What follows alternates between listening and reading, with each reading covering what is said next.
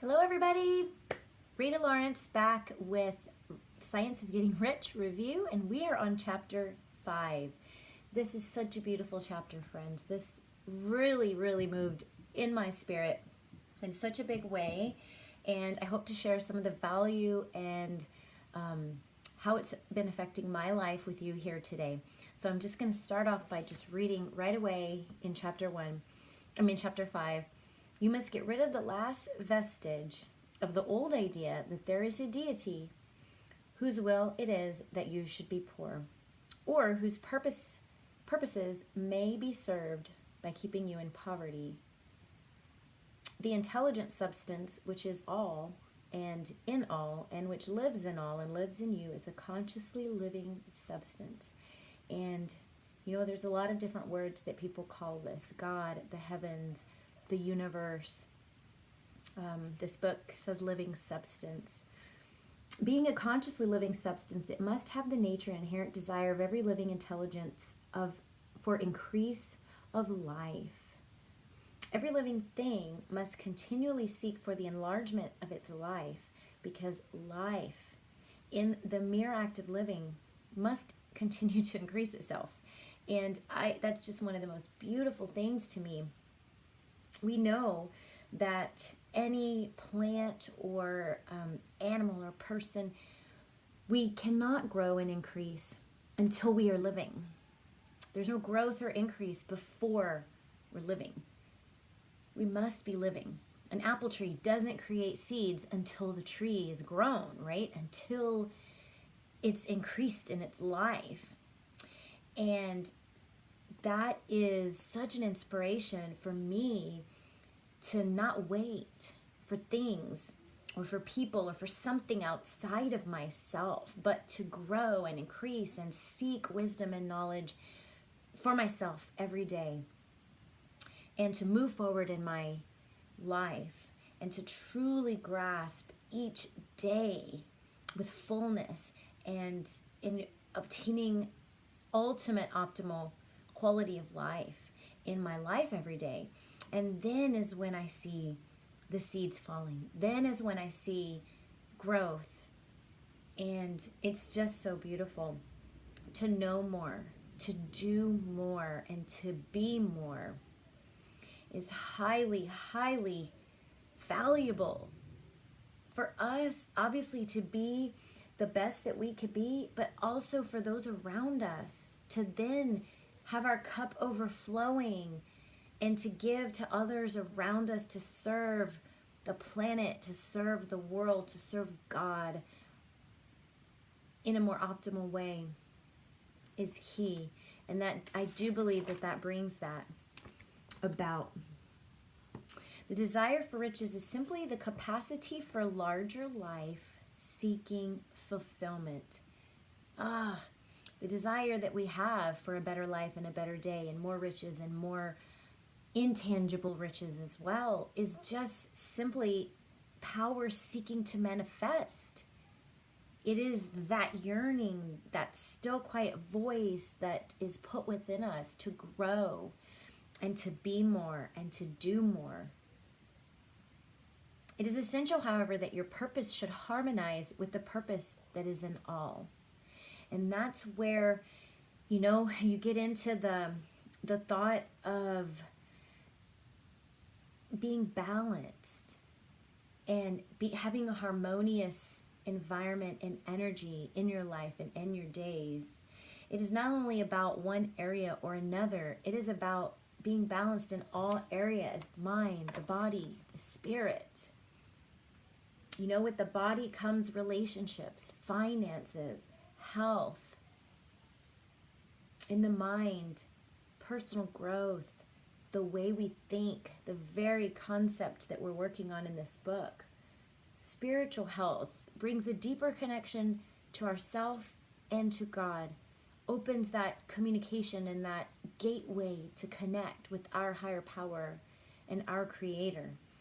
And balancing in those areas is key, and not really overdoing it in one or the other. I've had seasons in my own life where all I did was work out, or all I did was personal growth study. And I really did sometimes focus on one over the other, but the key is to really, really aim for balance and aim to really look at all the areas in life that affect us and that grow us, because truly it's all connected. And that is how we reach that optimal level of connecting with others, and being the best that we can for the world. And I know that a lot of people get to the points in the seasons in their life where they're like, I'm good, I'm maintaining, and I'm just trucking along here, I'm just going to stay here for a while. But truthfully, there's only living or dying. Maintaining is an illusion. It's an illusion and distraction to keep you from growth and to keep you from advancing to that next step. So don't be satisfied with maintaining. Don't be satisfied with comfort. Seek that next level. Seek that next area of growth in your life, whatever area it is that you might be working on right now. I found when I had my physical transformation that afterwards, it really didn't transform me mentally at first or spiritually. I had to keep digging. I had to keep working on myself. I had to keep going in my journey to find the balance in all areas. And I do believe that the length of time that I've put into putting good things in my body absolutely has contributed to where I'm at mentally and spiritually right now.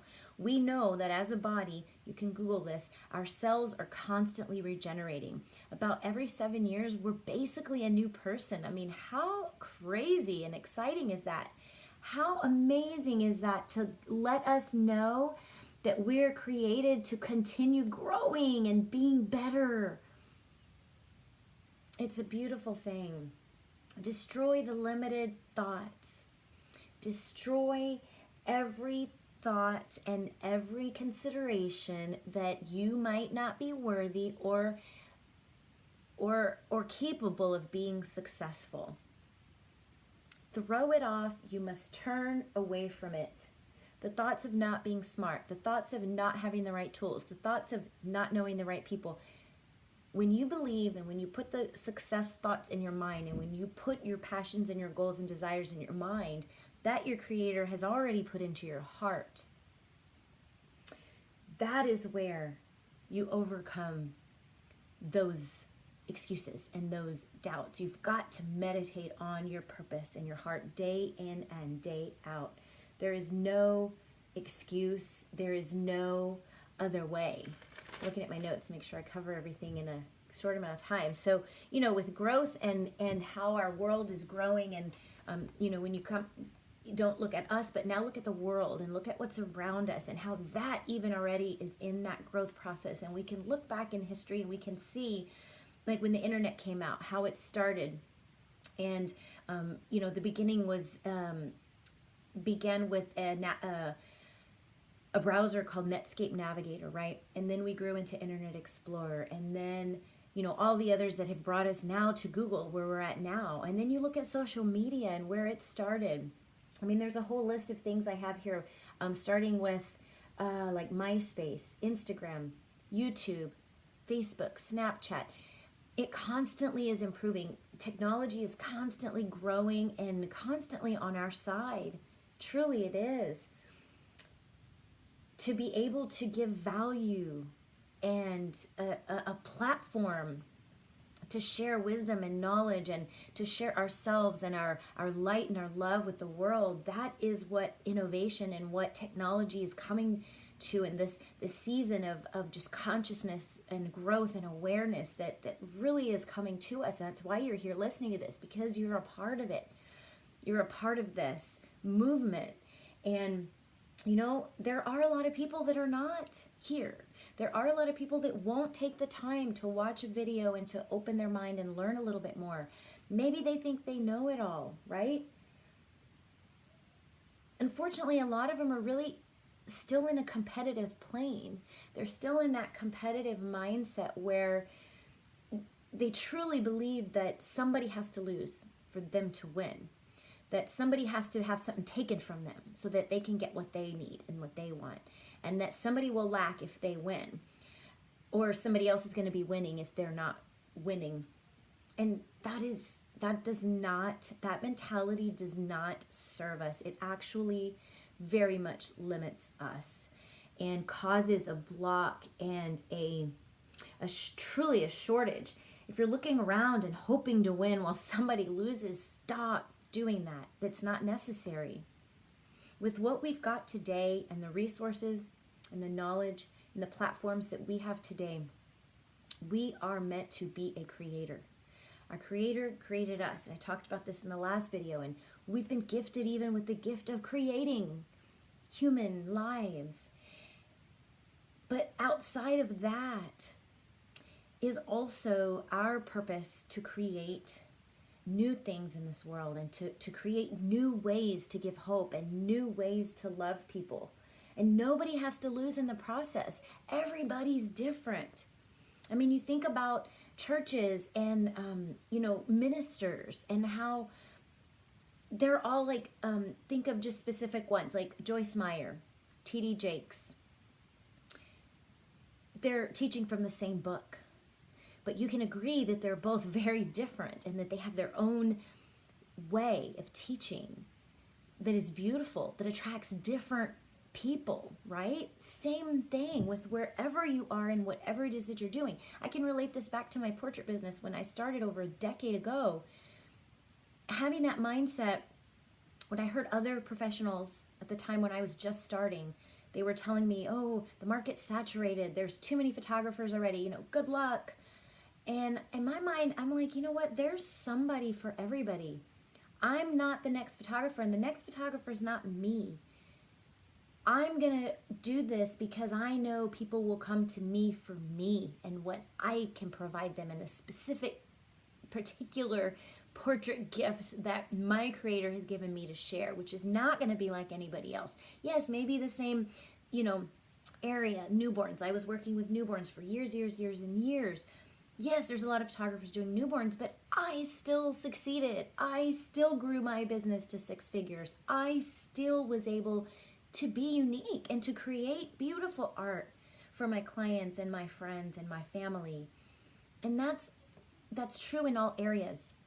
It's true in all areas. And if you are in a job and if you are in a situation where you're forced to compete, start thinking of a way out. Start thinking of what is the purpose and plan. Because I know that doesn't feel good. I know that the result of that is not all the time riches and success, and we've got to acknowledge that. And what we don't acknowledge, we can't change. My mentor Melody, that rings in my ear from her. We must acknowledge where we are and whether that is what's for us. We often get into these situations and get into these seasons of life that we don't really put ourselves in on purpose. But when we become aware and conscious, that's when we have to take a good close look at what's going on around us. Nobody has to lose.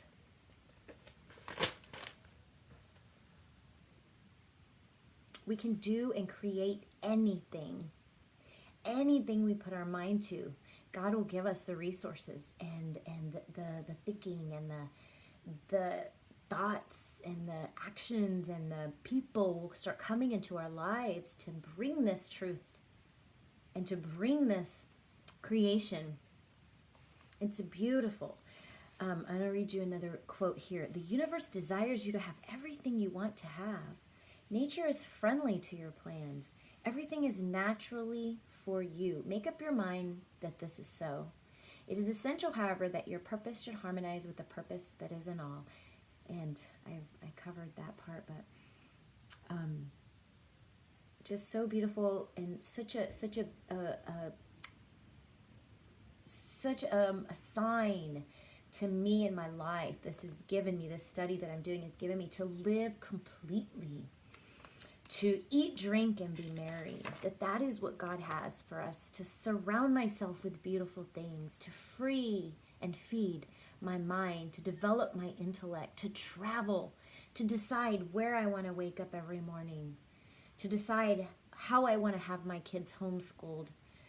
It's all freedom. Finding my freedom and my truth is what this has given me, and it's just beautiful, and there's no sacrifice required. That's a big poignant piece of this. We don't need to sacrifice. We don't need to have that mindset. You can help others more by making the most of yourself than in any other way. That's it. How can we be sacrificing anything if we're simply just working on making the best of ourselves every day? It's no sacrifice. All are capable. Supply is not limited. You must never think for a moment that supply is limited. Know that the money you need will come. Know that there are countless millions of dollars worth the gold in the mountains on the earth, not yet brought to light. There are resources that aren't even shown to us yet. Never look at the visible supply. Look always at the limitless riches in formless substance. You know that they are coming to you fast as you can receive and use them. Never be afraid that you're going to lose anything. Never be afraid that you're missing out. In time, in your time, divine timing is when this will come without limits. Never focus too much, too long on the visible, because there's so much more and it goes so much deeper than that. The visible is just what we see. It's what energy looks like around us. But what we feel, how we make people feel is priority and key. What we desire to bring about, not what's already here, is key. Focusing on that, realizing that you will grow and change and learn and become renewed and have more value to give every day. Learning new wisdoms, being inspired, creating harmony. Live in that. The more you give, the more you will get back. I promise you, friends, from experience, this is true. And I want to thank you for joining, and I want to thank you for being a part of this course that I've offered here. And I just want to invite you to send me a message and let me know how you're doing. Let me know how your morning ritual is going. Let me know what you're speaking into your life and how your days are. You know, and I'm coming here raw and real to you today. No makeup. I'm in my workout clothes. I just fed the kids lunch. We finished homeschool just a little while ago. And, while they're doing school, I'm doing school. I'm learning and reading all these books and taking notes. And I'm just increasing myself so that then I can increase everything around me. And I just invite you to stay with me on this journey and to share your journey with not only me, but with others around you. And God bless you. Have a good day.